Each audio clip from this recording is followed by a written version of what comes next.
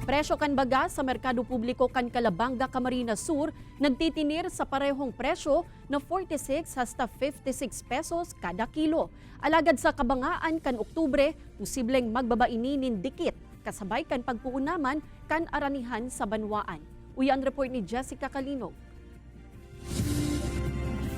Makalihis ang haros sa rungbulan ang Executive Order No. 39 na nagmamando kan price ceiling na 41 pesos kada kilo sa regular milled rice, as in 45 pesos naman sa kada kilo nin well-milled rice, pinatanggal na ni Presidente Ferdinand Marcos Jr. Ini makalihis irekomenda kan manlain-lain na ahensya ang lifting kan price ceiling nin huli subuot kan piglalaomang supisyenteng supply ngunya na harvest season. Tumaas ang ating production, and that's because of the interventions that our President mandated to our agencies. Ang pirang rice retailer na paluging itinindaan sa indang binakal na bagas ko mo pag-utob sa kasuguan kan presidente, ikinaugmaman ang naging anunsyong ini. Iyo man, daw para paano, kung baga at least, dahil na nawabutan kang presyo. Sa merkado publiko kan Banwaanin, Calabanga, kadakla na mababakal sa mga bagasan, kantidad 46 pesos hasta 50 pesos kada kilong bagas. Sa nakalihis na 2 bulan, ang pigpapabakal kaya digding bagas, pigkukua pa sa pili imbes na sa saindang banwaan sana.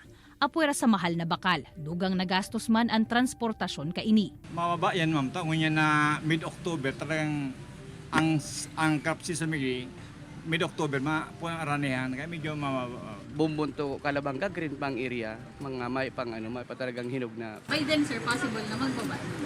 Baka, expected na lang. Depende ang control kang mga darakulang data aram. Kung siyempre, nagkukuhaan man lang kami. Sigun sa Department of Agriculture, bulanin Setyembre nagpuon ang aranihanin paroy sa rehiyon, asin madagos-dagos hasta sa bulanin Nobyembre. Pag nagdagsa na ang mga harvest ng ating mga local farmers sa ating mga market, inaasahan na mababa na din ang presyo kan bagasta. Kaibanan si Gerald Gandia, Jessica Calinog, Balitang Bicolandia.